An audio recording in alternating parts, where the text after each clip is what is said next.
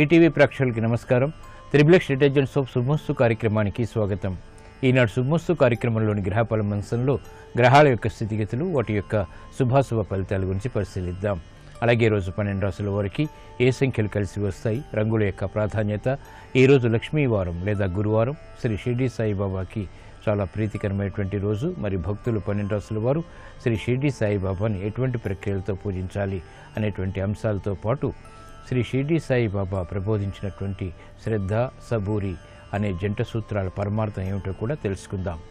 అలాగే నేటి పరిహార ప్రక్రియ అనేటువంటి అంశంలో వ్యాపార సంస్థలకి దృష్టి దోషం తగలకుండా ఉండాలంటే ఎటువంటి ప్రక్రియలు చేపట్టాలి అనేటువంటి అంశాలతో పాటు ముఖ్యంగా ఈరోజు 12 రాశుల వారు చేపట్టవలసినటువంటి కార్యక్రమాలు ఏమిటో కూడా పరిశీలిద్దాం.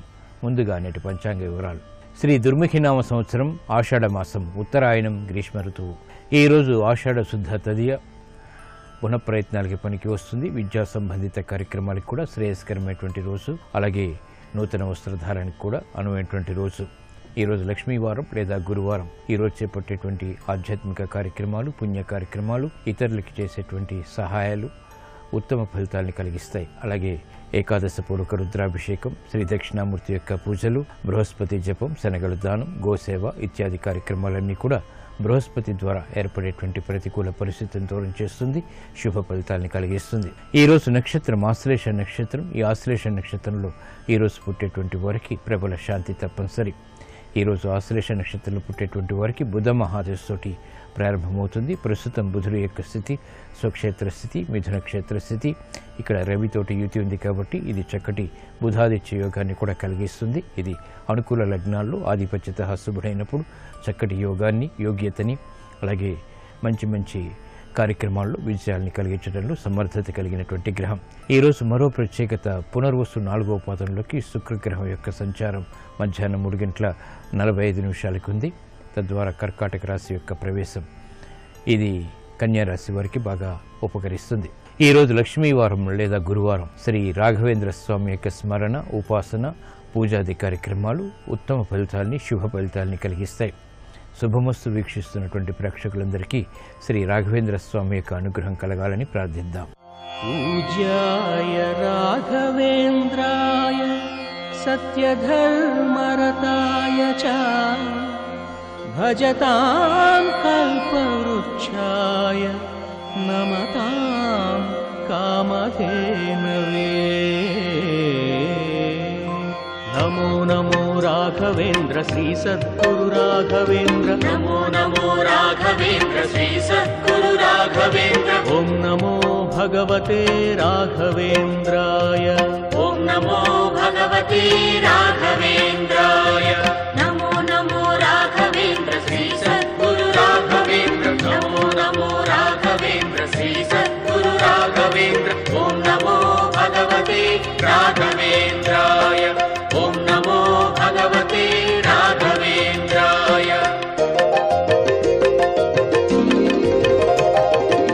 ఇప్పుడు ఈరోజు 12 రాశుల వారికి ఏర్పడేటువంటి శుభాశుభ ఫలితాలను పరిశీలిద్దాం. ముందుగా మేషరాశి. ఈరోజు మేషరాశి వారిని పరిశీలించినట్లయితే సంబంధ బాంధవ్యాలు మెరుగవుతాయి. మెరుగైనటువంటి కార్యక్రమాలు గృహరీత్యా చేపట్టగలుగుతారు. శుభ పరిణామాలు గృహంలో చోటు చేసుకుంటే ఆశించినటువంటి ఆర్థిక కార్యకలాపాలని సక్రమంగా పూర్తి చేయగలుగుతారు. మిత్రులతో మైత్రి కొనసాగుతుంది.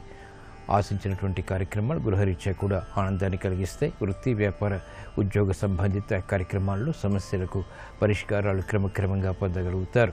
పారిశ్రామిక రంగం వారికి మెరుగైనటువంటి మార్పులు ఆర్థికంగా చోటు చేసుకుంటే వ్యాపార వ్యవహారాల్లో మెరుగైనటువంటి కార్యక్రమాలని వ్యాపార రంగం వారు చేపట్టగలుగుతారు. మహిళలు శుభవార్తలు వింటారు. నూతన వస్తు కొనుగోలు వంటివి ఆనందాన్ని కలిగిస్తాయి. ఆరోగ్య రక్షణ కొనసాగుతుంది. ఈ రోజు మీ అదృష్ట సంఖ్య 3. పసుపు వర్ణం త్వరితగతిని శుభాలను కలిగిస్తుంది. గురువారం సందర్భంగా మేషరాశి వారు శ్రీ షిర్డీ సాయిబాబాని విభూతితో పూజించడం ద్వారా ఆధ్యాత్మిక కార్యక్రమాల్లో విజయాలు సాధించగలుగుతారు. గృహ ప్రశాంతత పెరుగుతుంది. వాహన కొనుగోళ్లు వంటివి ఈ రోజు మీకు లాభదాయకం. ఈ రోజు వృషభ రాశి వారిని పరిశీలించినట్లయితే ఆర్థికపరమైనటువంటి చిరాకులు ఉన్నప్పటికీ నెట్టుకు రాగలుగుతారు. సంభాషణల ద్వారా ఇతరులను ఆకట్టుకునేటువంటి ప్రక్రియలు ఉపకరిస్తాయి. వ్యయం ఉన్నప్పటికీ ఆదాయం కూడా సమాంతరంగా ఉంటుంది. కార్యక్రమ నిర్వహణలో అవమానకర సంఘటనల్ని దూరం చేసుకునేటువంటి ప్రయత్నాలు కలిసి వస్తాయి. క్రీడారంగం వారికి మెరుగైనటువంటి మార్పులు వృత్తిపరంగా చోటు చేసుకుంటాయి. సాఫ్ట్వేర్ రంగం వారికి చేపట్టేటువంటి కార్యక్రమాల్లో ప్రోత్సాహం లభిస్తుంది. అయినప్పటికీ ఆర్థికపరమైనటువంటి విషయాల్లో జాగ్రత్తలు వహించాలి. న్యాయవాద వృత్తి వారికి మెరుగైనటువంటి కార్యక్రమాలు ప్రారంభించినప్పటికీ చిరు సమస్యలు వృత్తిపరంగా కొనసాగుతాయి. వైద్య వృత్తి వారు జాగ్రత్తతో కూడినటువంటి నిర్ణయాల ద్వారా మాత్రమే ఆశించినటువంటి ప్రయోజనాన్ని పొందగలుగుతారు. అభివృద్ధి కార్యక్రమాన్ని మహిళలు చేపట్టగలుగుతారు. ఈ రోజు మీ అదృష్ట సంఖ్య 5. ఆకుపచ్చ వర్ణం రక్షణకి దోహదపడుతుంది. ప్రతికూల పరిస్థితులను దూరం చేస్తుంది. గురువారం సందర్భంగా వృషభ రాశి వారు శ్రీ షిర్డీ సాయిబాబాను పూజించి గోధుమ రొట్టెలు నివేదన చేయడం ద్వారా ఆశించినటువంటి కార్యక్రమాలు ఆర్థికంగా కలిసి వస్తాయి. శ్రమ తగ్గుతుంది. విద్యా ప్రయత్నాలు ఈ రోజు మీకు అనుకూలం.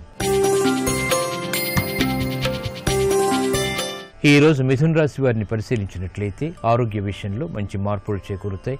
రాజకీయ లబ్ధికే చేపట్టేటువంటి కార్యక్రమాలు కలిసి వస్తాయి. నూతన కార్యక్రమాలను గృహరీత్యా చేపట్టగలుగుతారు. ఆర్థిక వ్యవహారాల్లో ఏర్పడినటువంటి విభేదాలు తగ్గుతాయి. నూతన స్నేహాల ద్వారా లబ్ధి చేకూరుతుంది. సాహసోపేతమైనటువంటి నిర్ణయాల ద్వారా విజయాలు సాధించగలుగుతారు. శ్రమతో కూడినటువంటి కార్యక్రమ నిర్వహణ పారిశ్రామిక రంగం వారికి కలిసి వస్తుంది. వ్యాపార వ్యవహారాల్లో మెరుగైనటువంటి మార్పుల్ని వ్యాపార రంగం వారు ఆలస్యంగా పొందగలుగుతారు. క్రీడారంగం వారికి మెరుగైనటువంటి మార్పులు వృత్తిలో చోటు చేసుకుంటే విజయాలకే చేపట్టేటువంటి కార్యక్రమాల్లో ప్రోత్సాహం లభిస్తుంది. గృహ సంబంధిత కార్యక్రమాల్లో మహిళలకు ప్రతికూల పరిస్థితుల్ని ఎదుర్కొనేటువంటి శక్తి సామర్థ్యాలు లభిస్తాయి. ఈ రోజు మీ అదృష్ట సంఖ్య 1. ఎరుపు వర్ణం ధైర్యాన్ని కలిగిస్తుంది. ప్రతికూల పరిస్థితులను దూరం చేస్తుంది. గురువారం సందర్భంగా మిథున రాశి వారు శ్రీ షిర్డీ సాయిబాబాని మల్లె పువ్వులతో పూజించడం ద్వారా శుభవార్తలు వింటారు. ఆర్థిక ప్రయత్నాలు, లావాదేవీలు, సంభాషణలు ఈ రోజు మీకు అనుకూలం. ఈ రోజు కర్కాటక రాశి వారిని పరిశీలించినట్లయితే శోభతో కూడినటువంటి కార్యక్రమ నిర్వహణ కొనసాగించగలుగుతారు. చేపట్టేటువంటి కార్యక్రమాలపై శ్రద్ధ పెరుగుతుంది. ఆశించినటువంటి ప్రయోజనాలు ఆర్థికంగా కూడా కలిసి వస్తాయి. ఆర్థిక వ్యవహారాల్లో ఏర్పడినటువంటి ప్రతికూల పరిస్థితుల్ని క్రమక్రమంగా దూరం చేసుకోగలుగుతారు. అలంకరణకి ప్రాధాన్యతనిస్తారు. స్నేహితుల ద్వారా, సంభాషణల ద్వారా లబ్ధి చేకూరుతుంది. కార్యక్రమ నిర్వహణలో నైపుణ్యానికై చేపట్టేటువంటి ప్రక్రియలు ఉపకరిస్తాయి. సాఫ్ట్వేర్ రంగం వారికి మెరుగైనటువంటి మార్పులు చోటు చేసుకుంటాయి. కార్యక్రమాల్లో ఏర్పడినటువంటి ప్రతికూలతని యుక్తితో దూరం చేసుకోగలుగుతారు. అభివృద్ధి కార్యక్రమాల్ని వైద్య వృత్తి వారు చేపట్టగలుగుతారు. కార్మిక రంగం వారికి మెరుగైనటువంటి మార్పులు వృత్తిపరంగా చోటు చేసుకుంటాయి. ఆదాయం పెరుగుతుంది. ఈ రోజు మీ అదృష్ట సంఖ్య 9. ఎరుపు వర్ణం ధైర్యాన్ని కలిగిస్తుంది. గురువారం సందర్భంగా కర్కాటక రాశి వారు శ్రీ షిర్డీ సాయిబాబాను పూజించి ఆవు పాలు నివేదన చేయడం ద్వారా ఉత్తమ ప్రయోజనాలు సాధించగలుగుతారు. గృహరీత్యా శాంతి సౌఖ్యాలు పెరుగుతాయి. వాహన నిర్ణయాలు ఈ రోజు మీకు అనుకూలం. ఈ రోజు సింహరాశి వారిని పరిశీలించినట్లయితే వినోదాల్లో పాల్గొంటారు. చేపట్టేటువంటి కార్యక్రమాలు ప్రోత్సాహాన్ని కలిగిస్తాయి. విదేశీ సంబంధిత లావాదేవీలు కలిసి వస్తాయి. రాజకీయ వ్యవహారాల్లో నెగ్గుకు రాగలుగుతారు. నిర్ణయాలు త్వరితగతిని తీసుకోగలుగుతారు. ఆర్థిక సంబంధ బాంధవ్యాలు మెరుగవుతాయి. కార్యక్రమాలని పారిశ్రామిక రంగం వారు చకచకా పూర్తి చేయగలుగుతారు. అధికారంతో కూడినటువంటి వ్యవహారాల్లో మెరుగైనటువంటి మార్పులు లభిస్తాయి. సంతృప్తికర సంఘటనలు వ్యాపార రంగం వారికి కొనసాగుతాయి. గృహ విషయాల్లో శుభ సంఘటనలు చోటు చేసుకుంటాయి. ఆర్థిక దిశగా ప్రయాణించేటువంటి అవకాశాలు సినీ రంగం వారికి లభిస్తాయి.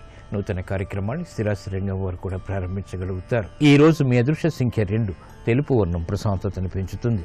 గురువారం సందర్భంగా సింహరాశి వారు శ్రీ షిర్డీ సాయిబాబాను చామంతులతో పూజించడం ద్వారా శుభ పరిణామాలు గృహంలో చోటు చేసుకుంటాయి.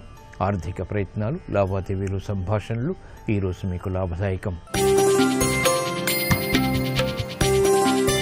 ఈ రోజు కన్యారాశి వారిని పరిశీలించినట్లయితే లాభదాయకమైనటువంటి కార్యక్రమ నిర్వహణ ఆనందాన్ని కలిగిస్తుంది. స్త్రీలు శుభవార్తలు వింటారు. చేపట్టేటువంటి కార్యక్రమాల్లో ప్రోత్సాహం లభిస్తుంది. ఆత్మవిశ్వాసాన్ని పెంపొందింప చేసుకునేటువంటి కార్యక్రమాలు దగ్గరవుతాయి. అభివృద్ధి కార్యక్రమాన్ని చకచకా పూర్తి చేయగలుగుతారు. మానసిక ధైర్యం కలిగి ఉంటారు. చేపట్టేటువంటి కార్యక్రమాల్లో పారిశ్రామిక రంగం వారికి ఆదాయం పెరుగుతుంది. విదేశీ సంబంధిత లావాదేవీల ద్వారా ఏర్పడినటువంటి అనుకూలత ఆనందాన్ని కలిగిస్తుంది. వ్యాపార రంగం వారికి మెరుగైనటువంటి మార్పులు చోటు చేసుకుంటాయి. ఆదాయాన్ని వృద్ధి చేసుకోగలుగుతారు. ఆనందకర సంఘటనలు విద్యార్థులు ఆహ్వానించగలుగుతారు. ప్రతిబంధకాలను ఎదుర్కొనేటువంటి శక్తి సామర్థ్యాలు వైద్య వృత్తి వారికి లభిస్తాయి. సినీ రంగం వారికి చేపట్టేటువంటి కార్యక్రమాల్లో అనుకూలత పెరుగుతుంది. ఆదాయాన్ని పెంపొందింప చేసుకునేటువంటి మార్గాలు సులభతరమవుతాయి. ఈ రోజు మీ అదృష్ట సంఖ్య 6. తెలుపు వర్ణం ప్రశాంతతను పెంచుతుంది. గురువారం సందర్భంగా కన్యా రాశి వారు శ్రీ షిర్డీ సాయిబాబాను పూజించి పెరుగన్నం నివేదన చేయడం ద్వారా కార్యక్రమాలలో కార్యసిద్ధి ఏర్పడుతుంది. విదేశీ ప్రయాణాలు, లావాదేవీలు, సంభాషణలు ఈ రోజు మీకు అనుకూలం. ఈ రోజు తులారాశి వారిని పరిశీలించినట్లయితే ఆధ్యాత్మిక కార్యక్రమాల ద్వారా సంతృప్తికర సంఘటనలు చోటు చేసుకుంటే ఆరోగ్య విషయంలో ఏర్పడినటువంటి ప్రతికూలత తగ్గుతుంది. స్థిరాస్తి విషయాల్లో మెరుగైనటువంటి మార్పులు చోటు చేసుకుంటాయి. వ్యయం ఎక్కువగా ఉన్నప్పటికీ ఆదాయాన్ని కూడా సమాంతరంగా పెంపొందింప చేసుకోగలుగుతారు. వ్యాపార వాణిజ్య సంబంధిత లావాదేవీలు వ్యాపార రంగం వారికి కలిసి వస్తాయి. నూతన కార్యక్రమాల్ని పారిశ్రామిక రంగం వారు ప్రారంభించగలుగుతారు. సాఫ్ట్వేర్ రంగం వారికి మెరుగైనటువంటి అవకాశాలు లభిస్తాయి. సినీ రంగం వారికి చేపట్టేటువంటి కార్యక్రమాలు ప్రోత్సాహాన్ని కలిగిస్తాయి. ప్రాముఖ్యతతో కూడినటువంటి కార్యక్రమ నిర్వహణ మహిళలు గృహరీత్యా ప్రారంభించగలుగుతారు. సంతోష వార్తలు వింటారు. చేపట్టేటువంటి కార్యక్రమాల్లో వైద్య వృత్తి వారికి అనుకూల పరిస్థితులు ఏర్పడతాయి. ఈ రోజు మీ అదృష్ట సంఖ్య 6. తెలుపు వర్ణం ప్రశాంతతను పెంచుతుంది. ప్రతికూల పరిస్థితులను దూరం చేస్తుంది. గురువారం సందర్భంగా తులారాశి వారు శ్రీ షిర్డీ సాయిబాబాను పూజించి గోధుమ రొట్టెలు నివేదన చేయడం ద్వారా ఆర్థిక వ్యవహారాల్లో ఏర్పడినటువంటి ప్రతికూల పరిస్థితులు కనుమరుగవుతాయి. విద్యా ప్రయత్నాలు ఈ రోజు మీకు అనుకూలం. ఈ రోజు వృశ్చిక రాశి వారిని పరిశీలించినట్టయితే కార్యక్రమాల్లో ఏర్పడినటువంటి ప్రతికూలత తగ్గుతుంది. అదృష్ట సంఘటనని గృహరీత్యా ఆహ్వానించగలుగుతారు. గతంలో ఏర్పడినటువంటి పొరపాట్లు సవరించుకునేటువంటి అవకాశాలు దగ్గరవుతాయి. ఆకస్మిక ఆర్థిక వ్యవహారాలు కలిసి వస్తాయి. వ్యయం ఎక్కువగా ఉన్నప్పటికీ నియంత్రించగలుగుతారు. మానసిక రుగ్మతను దూరం చేసుకునేటువంటి ప్రక్రియలు ఉపకరిస్తాయి. నూతన కార్యక్రమాల్ని పారిశ్రామిక రంగం వారు కొనసాగించగలుగుతారు. వ్యాపార అభివృద్ధికి చేపట్టేటువంటి కార్యక్రమాల్లో ఏర్పడినటువంటి ఆటంకాలు వ్యాపార రంగం వారు సవరించుకోగలుగుతారు. అభివృద్ధి కార్యక్రమాలు మహిళలకు సంతోషాన్ని కలిగిస్తాయి. ఆరోగ్య విషయంలో మాత్రం జాగ్రత్తలు వహించాలి. విద్యార్థులకి గట్టి కృషి తప్పనిసరి. విదేశీ సంబంధిత ప్రయాణాలు, విద్యా ప్రయత్నాలు లాభిస్తాయి. ఈ రోజు మీ అదృష్ట సంఖ్య 3. పసుపు వర్ణం త్వరితగతిని శుభాల్ని కలిగిస్తుంది. గురువారం సందర్భంగా వృశ్చిక రాశి వారు శ్రీ షిర్డీ సాయిబాబాను గులాబీలతో పూజించడం ద్వారా మానసిక ధైర్యం పెరుగుతుంది. తద్వారా విజయాలు సాధించగలుగుతారు. గృహ సంబంధిత కార్యక్రమాలు ఈ రోజు మీకు అనుకూలం. ఈ రోజు ధనుసు రాశి వారిని పరిశీలించినట్లయితే మానసిక చిరాకులు ఉన్నప్పటికీ నెట్టుకు రాగలుగుతారు. ప్రయాణాల విషయంలో జాగ్రత్తలు వహించాలి. మాతృ సంబంధిత వ్యవహారాల్లో చిరు సమస్యలు తలెత్తుతాయి. కార్యక్రమ నిర్వహణలో నైపుణ్యం తగ్గుతుంది. చేపట్టేటువంటి కార్యక్రమాలను వేగవంతంగా పూర్తి చేయలేకపోతారు.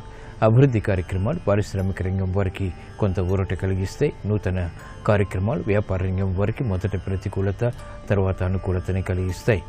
నష్టాలు భర్తీ చేసుకోలేనటువంటి పరిస్థితులు వ్యాపార రంగం వారికి విస్మయాన్ని కలిగిస్తాయి. నూతన కార్యక్రమాలు స్థిరాస్తి రంగం వారు ప్రారంభించగలుగుతారు. అయినప్పటికీ ఆర్థికంగా ఆచితూచి నిర్ణయాలు తీసుకోవాలి.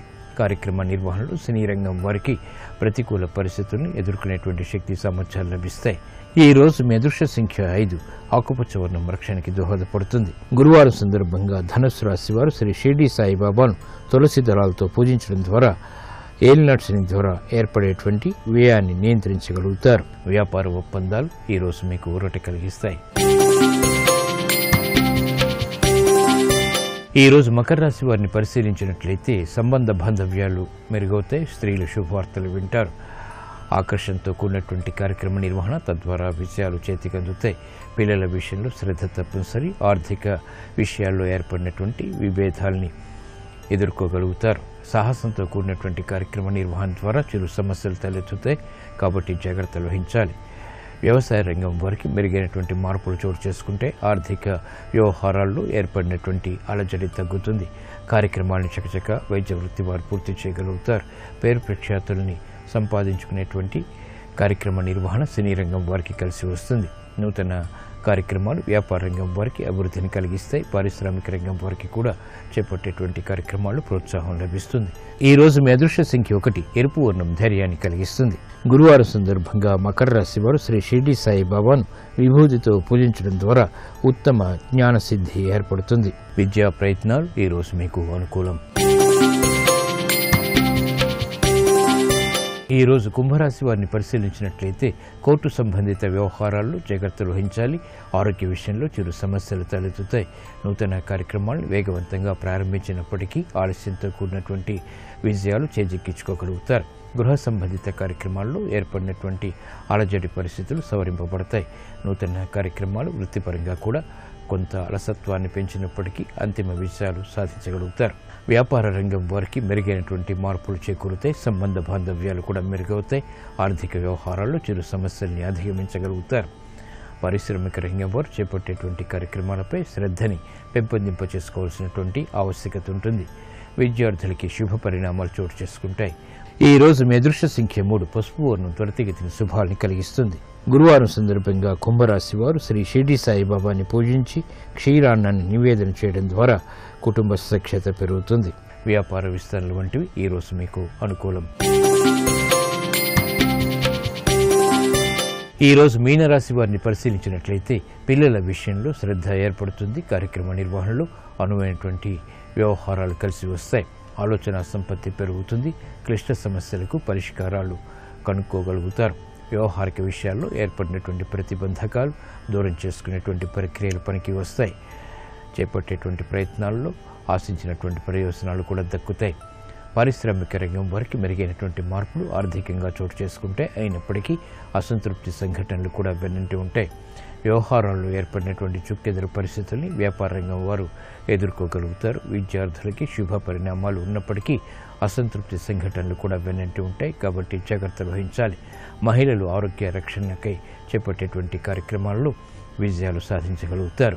ఈ రోజు మీ అదృష్ట సంఖ్య 9. ఎరుపు వర్ణం ధైర్యాన్ని కలిగిస్తుంది. గురువారం సందర్భంగా మీనరాశి వారు శ్రీ షిరిడి సాయిబాబాను పూజించి గోధుమ రొట్టెలు నివేదన చేయడం ద్వారా ఆర్థిక విజయాలు దగ్గరవుతాయి. కోర్టు సంబంధిత వ్యవహారాలు, ప్రక్రియలు, సంభాషణలు ఈ రోజు మీకు అనుకూలం.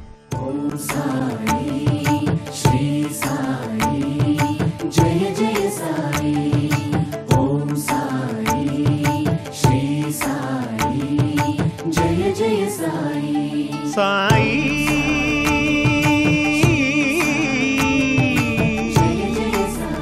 షిరిడి సాయి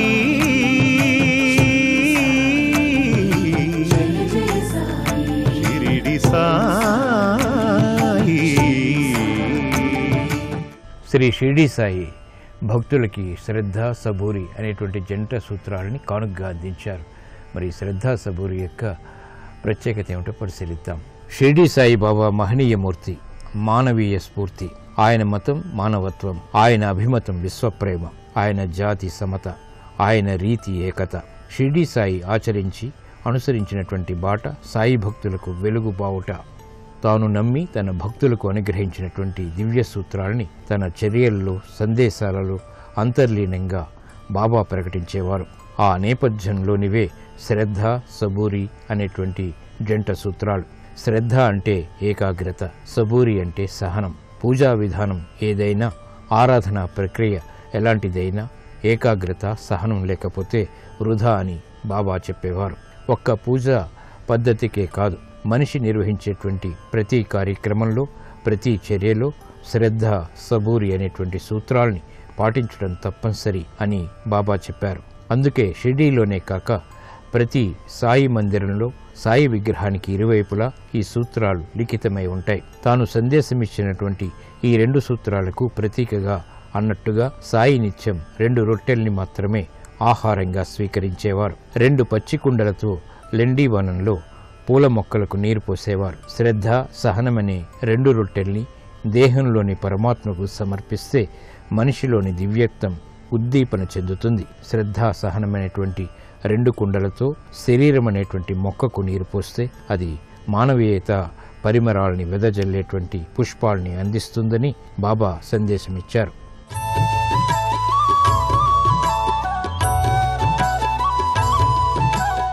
వ్యాపార సంస్థల్లో దృష్టి దోషాన్ని నివారించుకోవడానికి ఎటువంటి ప్రక్రియలు చేపట్టాలో నేటి పరిహార ప్రక్రియలో పరిశీలిద్దాం. వ్యాపార సంస్థలకు దృష్టి దోషం తొలగాలంటే గురువారం నాడు 7 పచ్చిమిరపకాయలు, 1 నిమ్మకాయ ఎర్రటి దారానికి గుచ్చి మాలికగా తయారు చేసి దుకాణ సింహద్వారానికి వేలాడతీయాలి. దీనివల్ల వ్యాపార దుకాణానికి దృష్టి దోషం తొలగి వ్యాపారం మరింతగా వృద్ధి చెందుతుంది. ప్రతికూల పరిస్థితులు తగ్గుతాయి, ప్రశాంతత పెరుగుతుంది.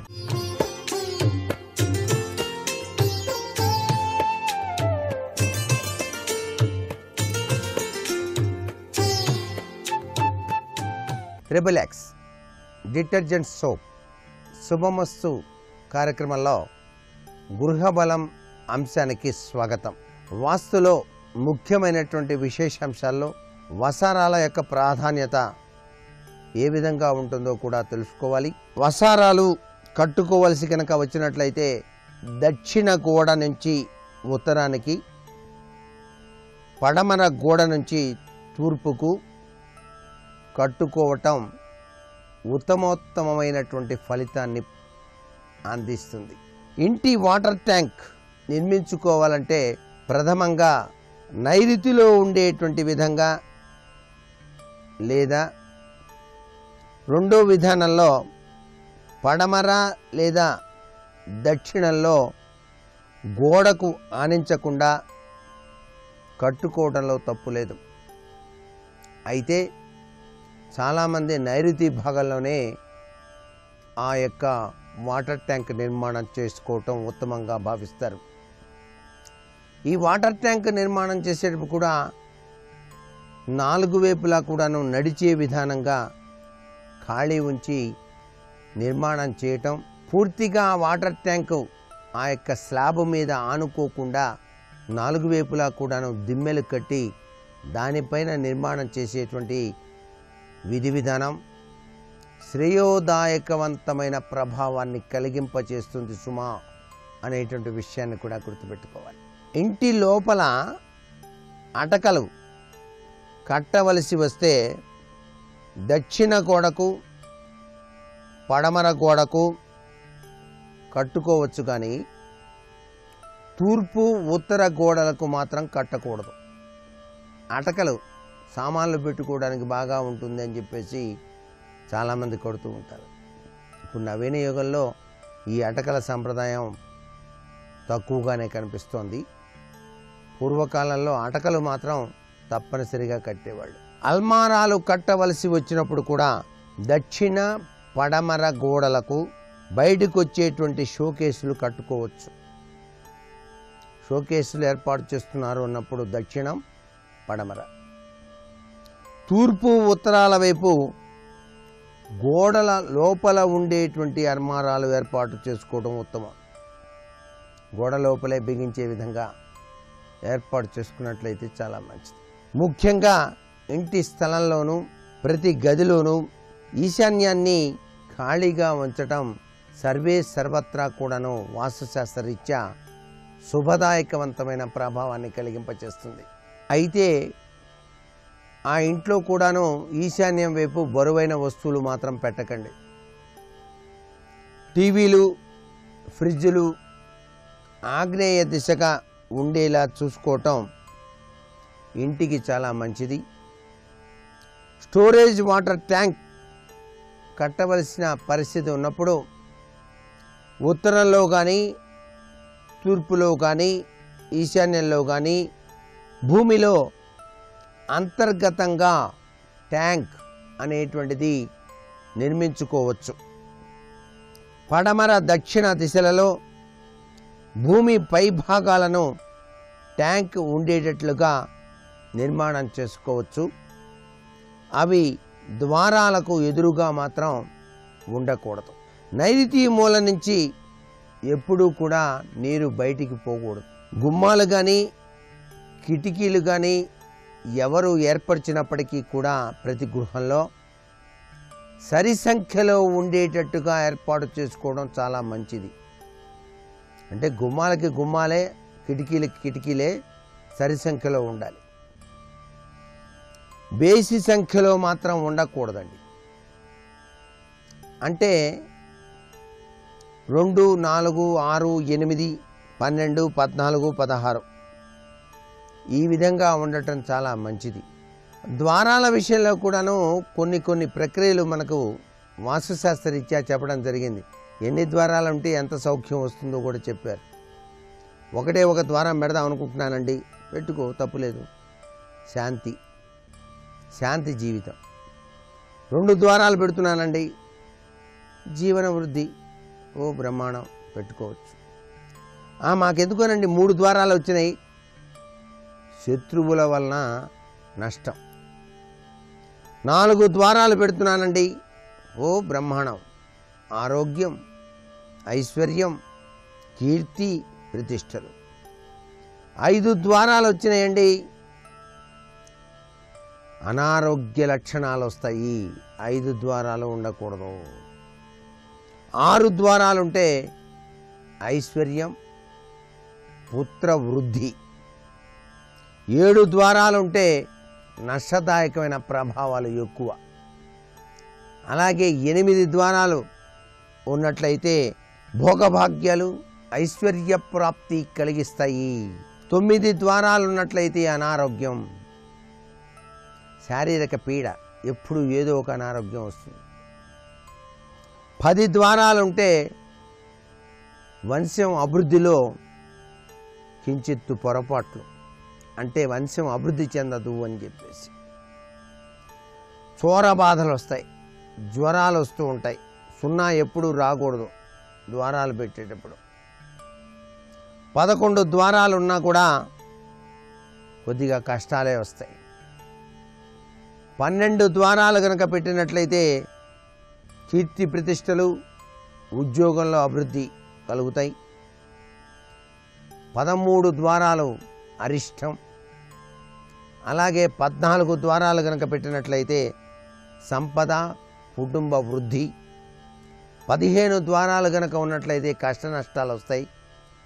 16 ద్వారాలుంటే జయము, లాభము. ఇంతకన్నా ఎక్కువ పెట్టడానికి వీలేదు. అంటే పెద్ద పెద్ద గృహాలు నిర్మాణం చేసేటప్పుడు లెక్కలోకి కనుక తీసుకున్నట్లయితే వాస్తుశాస్త్రరీత్యా ఈ యొక్క విశేషాంశాలు మనం లెక్కలోకి గణిస్తాం.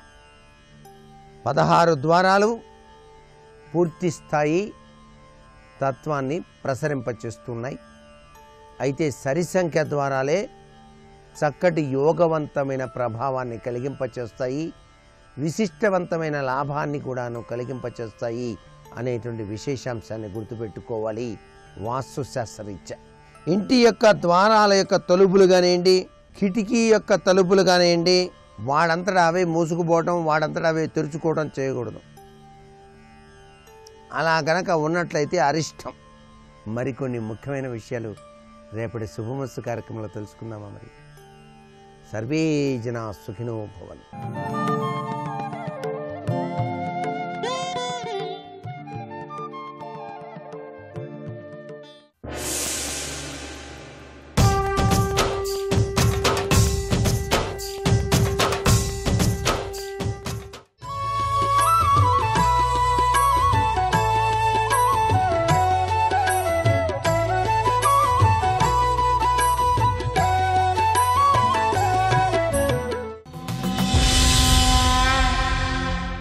కుంతి భోజాధిపు కూతురు, వసుదేవు చెలియలు, మరియు విచిత్ర వీర్యు కోడలు, కౌరవ కుల విభూషణుడైన పాండు మహాదేవి, పరమ ధర్మపరులైన కొడుకుల బడసినయది, పుష్ప సుకుమారతరమూర్తి, శుచి పారార్ధ్య శయన తలంబున శయనించియును నిద్ర ఓవనియది, దప్పి పొంది కటిక నేల గండ్లులొత్త నిద్రవోయినయది, తల్లి కంటే నిద్ర తగిలి సుతులు వాలు, మృగములున్న వనమని వగవక మరిచియుండిరి, ఏమి మాట్కి యొక్కో అన్నాడు. ఆయన తల్లి వంక చూసి అన్నాడు, ఎవరు ఇలా నిద్రపోతున్నది? పిల్లల లేక లేక లేక లేక ఒక్క కూతురే పుట్టిందనుకోండి, ఆ కూతురు మీద తల్లిదండ్రులకి మరీ ఎక్కువగా ప్రాణాలు నిలబడిపోతాయి. ఎందుకో తెలుసా? కొడుకు అనుకోండి, వాడి దగ్గర నేనుంటాను, వాడు నా దగ్గర ఉంటాడనో ధైర్యం. కానీ ఆడపిల్ల విషయం దగ్గరికి వచ్చేటప్పటికీ తల్లిదండ్రులకు ఉన్నటువంటి పరిమితి ఏమిటో తెలుసా? ఈ పిల్లని జీవితాంతం సుఖపెట్టడం నా చేతిలో ఉందా? ఈ పిల్లని సుఖపెట్టడం నా చేతులలో లేదు. ఈ పిల్లని సుఖపెట్టడం భర్త చేతులలో ఉంది. ఆయన సుఖపెడితే ఆమె సుఖపడుతుంది, నేనందరం సుఖపడతాం. అల్లుడు సుఖపెట్టేవాడు కాకపోతే చాలా ప్రమాదం. అందుకే అందున ఒక్కతే కూతురు అనుకోండి, ఆ అల్లుడి వలన కూతురు సుఖపడుతుందో సుఖపడదో, ఆమె జీవితం ఎలా ఉంటుందో అని తల్లిదండ్రుల యొక్క ప్రాణాలు బిగపట్టుకుని ఉంటారు. అందుకని అల్లుడు మంచివాడైతే ఇంకొక కొడుకు పుట్టినట్టు. కొడుకుని చూడాలని ఎలా కోరుకుంటాడో తండ్రి, అలాగే మామగారు అల్లుణ్ణి చూడాలని కూడా అంతా పరితాపం పొందుతాడు, అంతా ప్రేమ పొందుతాడు. కాబట్టి కొడుకులతో ఒక కొడుకు పుట్టినట్టు.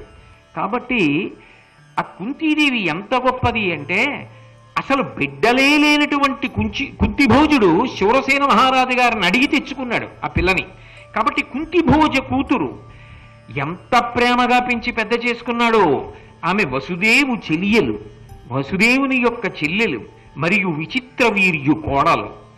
భరతవంశంలో పుట్టినటువంటి చిత్రాంగదుడు విచిత్ర వీర్యులలో విచిత్ర వీర్యుని యొక్క కోడలు ఆ కుంతీదేవి. అటువంటి తల్లి కౌరవ కుల విభూషణుడైన పాండు మహాదేవి, కౌరవ కులానికంతటికీ కూడా ఆభరణం లాంటి పాండు మహారాజు యొక్క భార్య, ధర్మపత్ని. ఆమె పరమధర్మపరులైన కొడుకుల బడసినయది, పరమధర్మాత్ములైనటువంటి 3 కుమారులను కన్నది. సమతి కుమారులు ఇద్దరిని తన కుమారులుగా చూస్తున్నటువంటి తల్లి. పుష్ప సుకుమార పరమూర్తి, పువ్వు కన్నా సుకుమారంగా ఉండేటటువంటి స్త్రీ. శుచి పరార్ధ్య శయన తలంబున శయనించియను నిద్ర ఓవనియది. పరమ శుభ్రంగా ఉన్నటువంటి పక్క మీద పడుకోమన్నప్పటికీ కూడా ఎక్కడో అంత బాగా లేదని చెప్పి శుభ్రంగా లేదు పక్క, శుభ్రంగా లేదు పక్క అని నిద్ర పట్టనటువంటి వ్యక్తి. అంత శుభ్రంగా ఉండాలి పక్క. అటువంటి కుంతి దప్పి పొంది దాహం వేస్తే నిద్ర పట్టదు, నిద్రలో దాహం వేస్తే తెలివి వస్తుంది, మంచినీళ్ళు తాగి మళ్ళీ పడుకుంటాడు.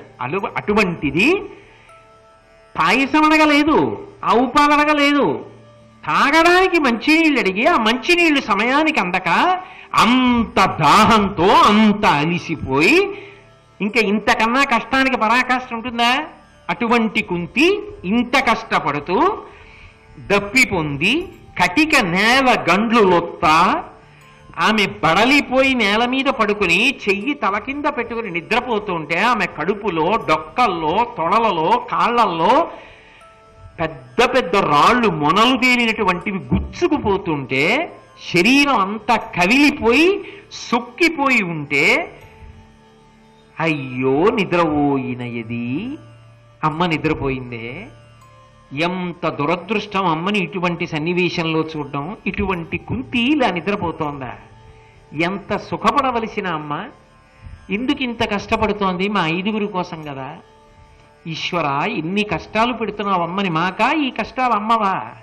భీముడంతటి వాడు చెలించిపోయాడు అమ్మ దుఃఖాన్ని చూసి. అది కుంతీదేవి అంటే. నేను అందుకే అన్న సీతమ్మ కన్నా తక్కువ కాదు అనడానికి కారణం అదే. అటువంటిది ఆమెయే నిద్రపోయిందంటే తల్లి కంటే నిద్ర తగిలి సుతులు వాళ్ళు అమ్మ కన్నా నిద్రపోతూ గాఢంగా ఇక్కడేమో ఈ 4 అన్నదమ్ములు పడుకుని నిద్రపోతున్నారు. మృగములన్న వనమని వగవక, అయ్యో అరణ్యం నిండా మృగాలున్న ఏదొచ్చి చటుక్కున కంఠం కొరికేస్తుందో. అసలు నిజంగా మంచినీళ్లు తెచ్చే లోపల కంఠం కొరికి ఒకడిని ఎత్తుకుపోతే ఏమై ఉండేది? మృగములున్న వనమని కూడా చూసుకోకుండా, ఒకళ్ళు తెలివిగా లేకుండా 4 అమ్మ కూడా నిద్రపోయారే. ఎంత కష్టం నిజంగాను. మరచియుండిరి ఏమి మాట్కి యొక్కో, ఎంత కష్టం వచ్చింది అని ఆ కుంతీదేవిని చూసి మహానుభావుడు భీముడు అంత బాధపడ్డాడు. బాధపడి ఇప్పుడు వీళ్ళని నిద్ర లేపకూడదు, అసలు నిద్ర లేపకూడదు. ఎవరైనా గాఢంగా నిద్రపోతుంటే కారణం చెప్పకుండా నిద్ర లేపకూడదు. అదొక మహాపాతకం, మహాదోషం. అలా నిద్ర లేపకూడదు. ఏదో ఒక కారణం చెప్పి అసలు లేపకూడదు. నిద్రపోతున్న వాళ్ళని నిద్ర లేపవలసి వస్తే భగవత్ సంబంధమైన కారణం చెప్పి తప్ప లేపకూడదు. అలా లేపితే సమాధిని భంగం చేసినట్టు. సమాధి స్థితిలో ఉన్నవాణ్ణి భంగపరిస్తే ఎంత దోషం వస్తుందో, గాఢ నిద్రలో ఉన్నవాణ్ణి భగవత్ సంబంధం చెప్పకుండా లేపితే అంత దోషం వస్తుంది. అందుకే కొంచెం ఆ సంప్రదాయం, ఆ మర్యాద తెలిసిన వాళ్ళు పిల్లలు నిద్రపోతున్నా సరే లేపేటప్పుడు భగవత్ సంబంధం చెప్తారు. రాముడు నరుడిగా వస్తే నిద్రపోతున్న రాముడిని నిద్రలేపవలసి వస్తే బ్రహ్మర్షి అయిన విశ్వామిత్రుడు కౌసల్యా సుప్రజా రామ పూర్వా సంధ్యా ప్రవర్తతే ఉత్తిష్ట నరశాబ్దూల కర్తవ్యం దైవమాన్నికం. రామా నిద్రలే, పూర్వాసంధ్యా ప్రవర్తతే, పూర్వసంధ్య ప్రవర్తిస్తోంది, దైవకార్యం సంధ్యావందనం చేయాలి. నిద్రలేవోయ్, పిల్లల్ని లేపితే ఎందుకు లేపాలి అంటే, ఒరే తెల్లవారిపోతోంది, సూర్యభగవానుడు ప్రకాశించకముందే లేచి సిద్ధమై ఆయనకు స్వాగతం పలికి నమస్కరించవద్దు, నిద్రలే అనాలి. నిద్ర లేచిన తర్వాత చదువుకో ముందు అని చెప్పాలి. అంతేగాని లే చదువుకో, లేకపోతే లేచి ఎక్కడికో వెళ్ళాలి అని లేపవద్దు. భగవత్ సంబంధముతోనే నిద్ర లేపాలి అని శాస్త్రం. అందుకే ఇంత గాఢ నిద్ర పోతున్న వాళ్ళని లేపను అన్నాడు భీముడు అని ఆకుల దొప్పతో తెచ్చినటువంటి నీరు అక్కడ పెట్టి తాను కాపు ఉన్నాడు ఆ నలుగురికి అమ్మకి.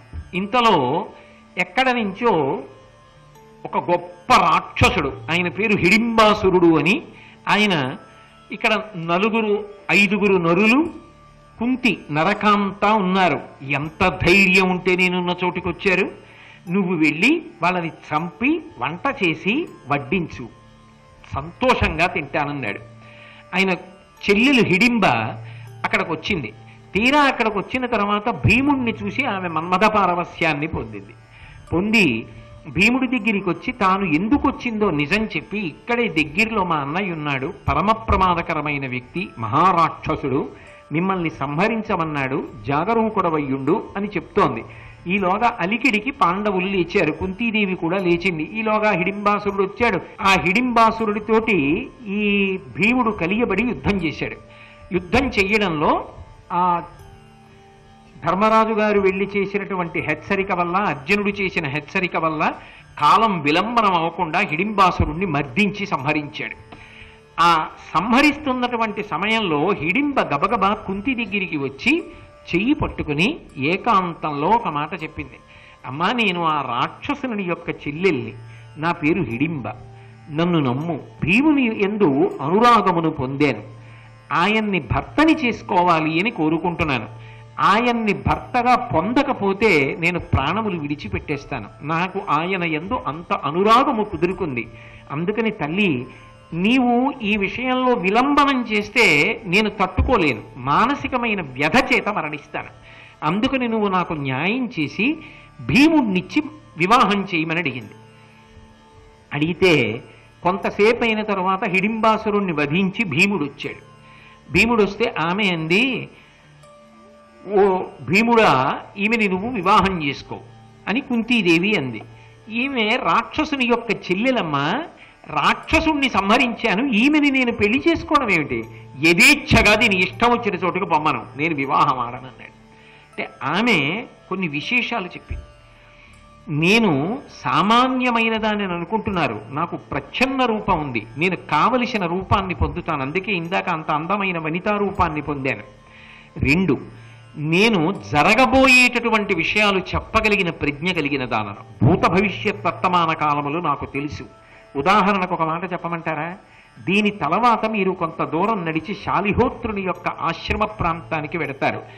ఆయన తన తపశ్శక్తి చేత 2 సృష్టించాడు, ఒక సరోవరాన్ని, ఒక చెట్టుని. ఆ సరోవరంలో స్నానం చేసిన వాళ్ళకి ఆకలి దప్పులుండవు. ఆ చెట్టుని ఆశ్రయించినటువంటి వాళ్ళకి అది ఆచ్ఛాదన ఇచ్చి కాపాడుతుంది.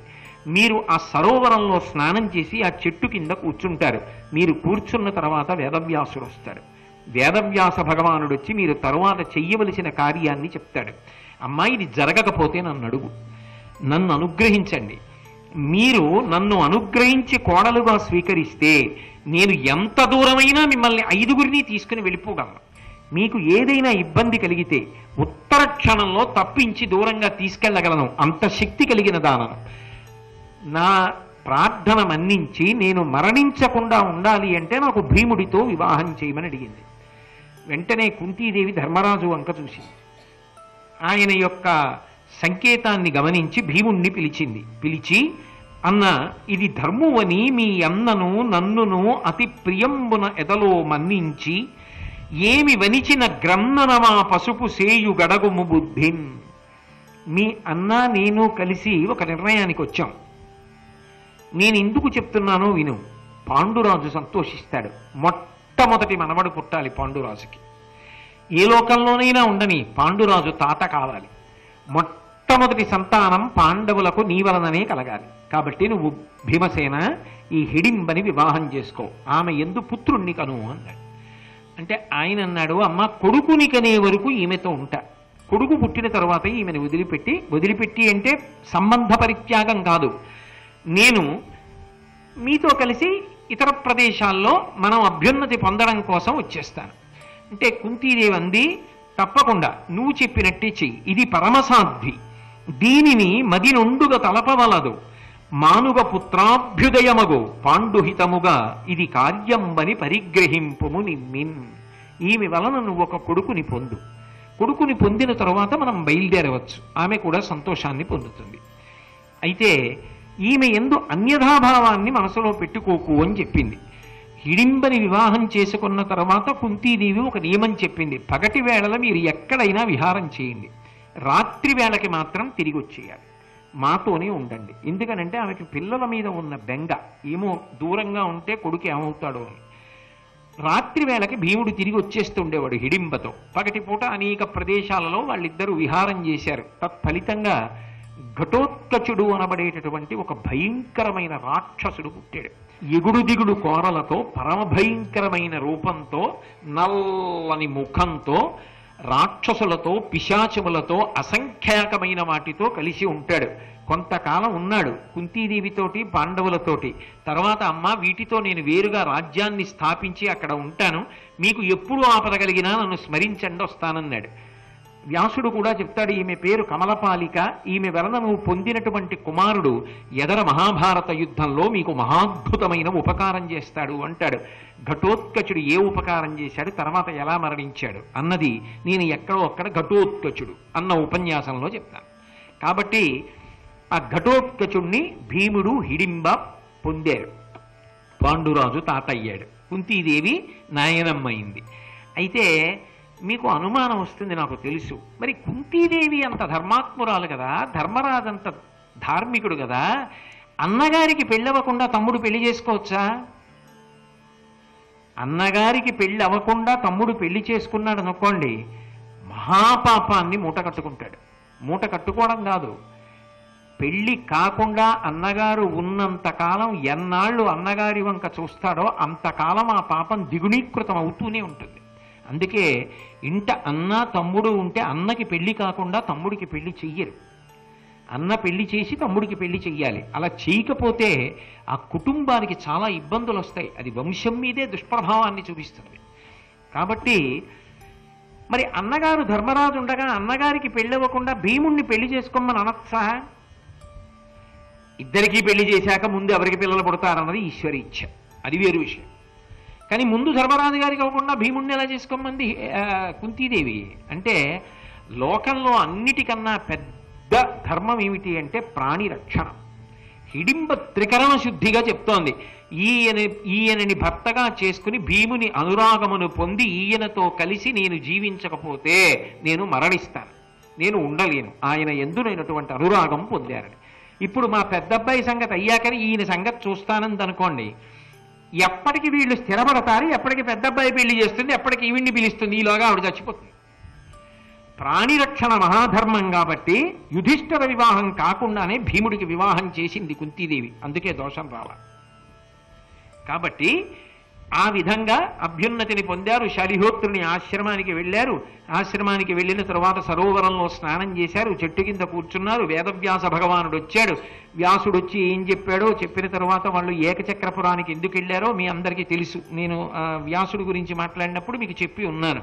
అక్కడి నుంచి బయలుదేరి ఏకచక్రపురానికి వెళ్ళి బ్రాహ్మణ బ్రహ్మచారులలా బ్రతకండి అన్నాడు. ఎందుకంటే క్షత్రియుడికి యజ్ఞోపవీతం ఉంటుంది, బ్రాహ్మణుడికి యజ్ఞోపవీతం ఉంటుంది. బ్రాహ్మణ కుమారుల్లా బ్రతకండి అన్నాడు. అంటే వాళ్ళు వేదవ్యాసుడు వచ్చి చెప్పే పర్యంతము శాలిహోత్రుని ఆశ్రమంలో ఉన్నారు. కానీ మేం కష్టాల్లో ఉన్నాం అని చెప్పి కాలాన్ని దుర్వినియోగం చెయ్యలేదు. శాలిహోత్రుని ఆశ్రమంలో ఉండి వాళ్ళు వేదం చదువుకున్నారు, ధర్మశాస్త్రం చదువుకున్నారు, నీతిశాస్త్రం చదువుకున్నారు. పాండవులను పరిశీలనం చేస్తే విద్యయందు వాళ్ళకి ఉన్నటువంటి అనురక్తి, ప్రతికూల పరిస్థితులలో కూడా వాళ్ళు విద్యాభ్యాసం ఎలా చేస్తారో, కాలము దుర్వినియోగం కాకుండా మనసుని ఎలా కేంద్రీకరిస్తారో మనం గమనించవచ్చు. చదువు మీద అనురక్తి ఉందనుకోండి, అసలు విద్యాతురాణం న సుఖం న నిద్ర. విద్య కావాలి అనుకున్న వాడికి సుఖంతో నిద్రతోటి సంబంధం ఉండదు. నేను ఎక్కడ చదువుకుంటున్నానన్న దానితో సంబంధం ఉండదు. అలా చదువుకుంటూనే ఉంటారంతే. ఎక్కడో అక్కడ చదువుకుంటాడు, ఎంతమంది మధ్యలోనైనా చదువుకుంటాడు. అసలు దాని మీద అనురక్తి లేదనుకోండి, మీరు ఎన్ని తీసుకొచ్చి ఎంత వాతావరణం కల్పించండి, వాడికి మాత్రం చదివిన పుస్తకం తాను కాలేడు. అందుకే మీరు పాండవుల క్రమశిక్షణ గమనిస్తే ఎంత కష్టంలో ఉన్నా సరే వాళ్ళు విద్యాభ్యాసమనందు మాత్రం అటువంటి అనురక్తితో ఉంటారు. కాబట్టి వేదశాస్త్రం, ధర్మశాస్త్రం, నీతిశాస్త్రం శాలిహోత్రుని ఆశ్రమంలో అధ్యయనం చేశారు. తదనంతర కాలమునందు వాళ్ళు విదర్భ, మత్స్య, త్రిగర్త, కీచక దేశాలు దాటి ఏకచక్రపురాన్ని చేరుకుని ఒక బ్రాహ్మణ అగ్రహారంలో ప్రవేశించి ఒక బ్రాహ్మణుని ఇంట్లో నివాసం చేస్తున్నారు. ఈ 5 బ్రహ్మచారులయ బ్రాహ్మణులు వేదాధ్యయనం చేశారు. నేను వాళ్ళ తల్లిని. ఆ బ్రాహ్మణుడు ఆశ్రయం ఇచ్చాడు. 5 అన్నదమ్ములు ప్రతిరోజు బ్రాహ్మణ అగ్రహారంలో ఇళ్ల ముందుకు వెళ్ళి భవతి భిక్షాందేహి అని నిలబడేవారు.